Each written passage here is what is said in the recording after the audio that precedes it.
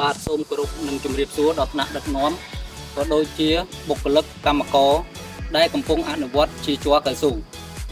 ខ្ញុំបាទទាំងពីរនាក់គឺជាបុគ្គលិកផ្នែកបច្ចេកទេសថ្ងៃនេះសូមនាំមកនៅការបទបង្ហាញអំពីការចំណាយសម្បក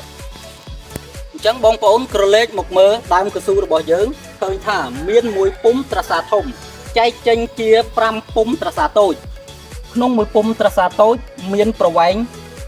3សង់ទីម៉ែត្រក្នុង3សង់ទីម៉ែត្រតម្រូវឲ្យជារយៈពេលចំនួន3ខែដើម្បីឲ្យ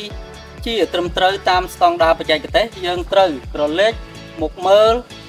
ក្រឹតដែលមានគូសនៅលើដើមមាន3ចំណុចហើយត្រូវជាក្នុងមួយចំណុច1ខែ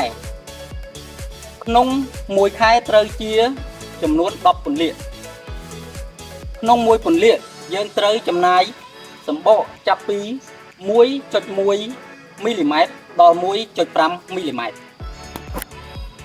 ប្រសិនបើបងប្អូនជាមិនបានត្រឹមត្រូវតាមស្តង់ដារបច្ចេកទេសមានប្រធានក្រុមបច្ចេកទេសចុះពិនិត្យទៅលើការជារបស់បងប្អូនជាប្រចាំថ្ងៃហើយនឹងមានការដាក់បន្ទុករបស់បងប្អូនក្នុងមួយខែមួយដងប្រសិនណាបងប្អូនជា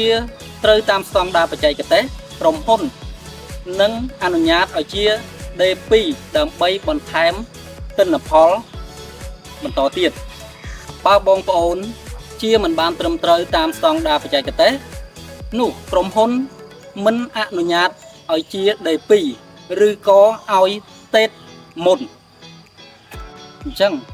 ការធ្វើបទបង្ហាញរបស់ខ្ញុំទាំងពីរនាក់ក៏សូមបញ្ចប់ត្រឹមនឹងបាទសូមអរគុណ